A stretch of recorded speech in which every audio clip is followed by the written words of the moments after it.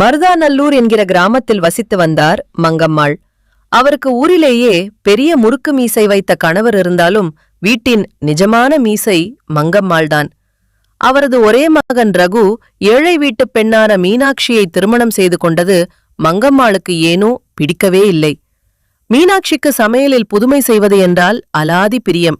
ஆனால் மங்கம்மாளுக்கோ சாதம், சாம்பார், ரசம் இதைத் தாண்டி எதுவும் சமையல் கிடையாது. ஒரு நாள் ரகு, மீனாட்சி, இன்னைக்கு ஏதாச்சும் ஸ்பெஷலா செய் என்றான். மீனாட்சி சமையலறைக்குள் நுழைந்தாள். கையில் இருந்ததோ கொஞ்சம் கோதுமை மாவு, வீட்டின் தோட்டத்தில் விளைந்த தக்காளி, குடைமிளகாய், அப்புறம் கொஞ்சம் தயிர். அதை வைத்து அவள் செய்த வித்தைதான் நாட்டுக் கோதுமை பிட்சா. அடுப்பை மூட்டி தோசைக்கல்லில் கனமான கோதுமை ரொட்டியை போட்டு அதன்மேல் தக்காளிச்சாறு, காய்கறிகள், துருவிய பன்னீர் என போட்டு தூக்கலாக ஒரு பிட்சா தயார் செய்தாள். அதன் வாசம் தெருவை தூக்கியது. வாசம் மூக்கை துளைக்க மங்கம்மாள் ஹாலிலிருந்து ஓடி வந்தார். என்னடி மீனாட்சி, வீட்டை கொளுத்திட்டியா? என்ன ஒரு மனம்! ஒருவேளை நம்ம பழைய பாய்க்கு தீ வச்சிட்டியோ என்று கத்திக்கொண்டே வந்தார். சாப்பாட்டு மேஜையிலிருந்த தட்டை பார்த்த மங்கம்மாள் அதிர்ந்து போனார். என்னது இது? அப்படம் மேல ஏன் காய்கறிய கொட்டி வச்சிருக்க? இதுக்கு பேர்தான் அந்த பீச்சாவா? அத்த, இது கோதுமை பிச்சா, உடம்புக்கு ரொம்ப நல்லது, சாப்பிட்டு பாருங்க என்றாள் மீனாட்சி பயந்து கொண்டே. நானாவது இதை சாப்பிடுவதாவது? இது பார்க்க ஏதோ தார் ரோடு மேல ஜல்லி கொட்டின மாதிரி இருக்கு என்று கிண்டல் செய்தார் மங்கம்மாள்.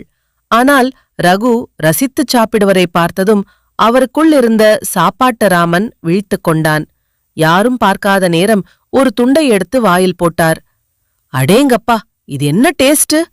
மங்கம்மாளின் கண்கள் விரிந்தன. மீனாட்சியின் பிச்சா ரகசியம் ஊரெங்கும் பரவியது. ரகுவின் நண்பர்கள் வந்து குவியத் தொடங்கினர்.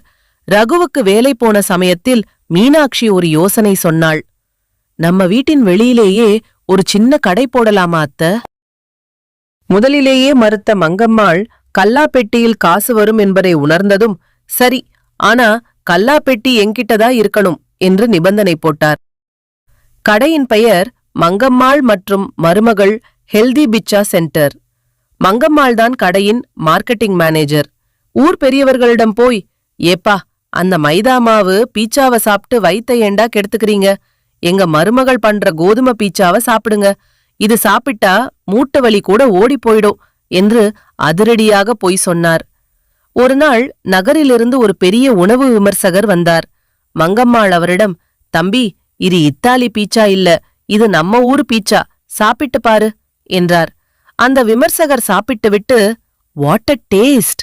கிராமத்து மண்மணம் கமழும் கோதுமை பிச்சா என சமூக வலைத்தளங்களில் பதிவிட கடைக்கு கூட்டம் அலைமோதியது. திமிராத இருந்த மாமியார் மங்கம்மாள் இப்போது மீனாட்சியை தலையில் தூக்கி வைத்து கொண்டாடாத குறைதான். திறமைக்கு ஏழை, பணக்காரன் என்ற வித்தியாசம் கிடையாது. அன்பும் சுவையான உணவும் எப்பேற்பட்ட கடினமான இதயத்தையும் கரைத்துவிடும். புதுமைகளை ஏற்றுக்கொண்டால் வாழ்க்கை ருசிக்கும். இப்போது மங்கம்மாள் யாரை பார்த்தாலும் சொல்வது இதுதான். மருமகள் அமைவதெல்லாம் இறைவன் கொடுத்த வரம். அவ பிச்சா செய்ய தெரிஞ்சவளா இருந்தா அது மகாவரம். இந்த கதை உங்களுக்கு பிடிச்சிருந்தா லைக் பண்ணுங்க, ஷேர் பண்ணுங்க.